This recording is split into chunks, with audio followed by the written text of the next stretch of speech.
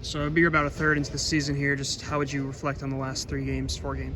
Yeah, so my reflection on the last 3 to 4 games, played a lot of good team football.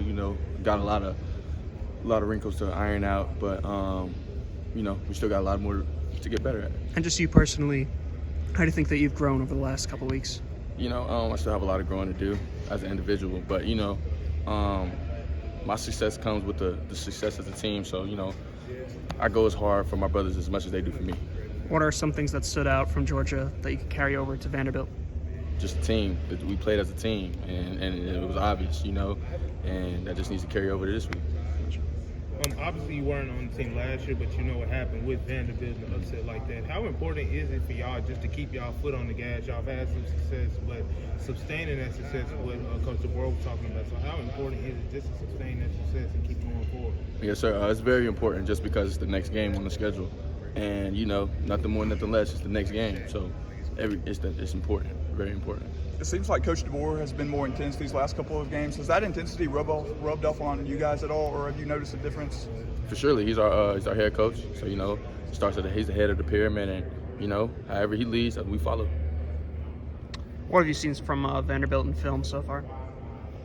They're great. They're a great, disciplined football team for sure. What have you seen from their corners? Is there anyone specifically that stands out on their secondary? They do their job. Yes, sir. What can you say about a younger guy like Lachlan Brooks? You see he's getting more and more comfortable, just like you getting more and more comfortable. What can you say about what he can bring to this offense to add behind you, Ryan, and Jeremy moving forward? He just brings his speed, his explosiveness, and like you just said, he's getting more and more comfortable, and that's the scary side. You know how it is when you get comfortable. Proud of him. Sorry.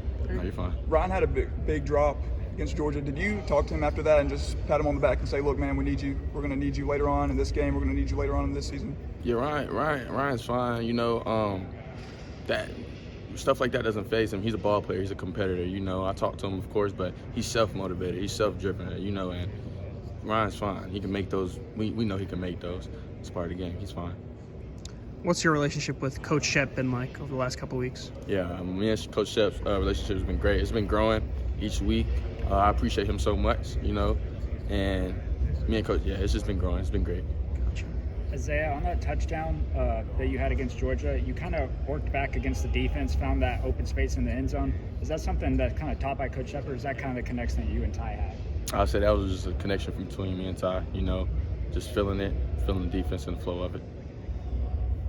Thank you. Yep. Thanks. Yeah, you're welcome. Appreciate it. What did you guys learn from the Georgia game that you can take moving forward in SEC play?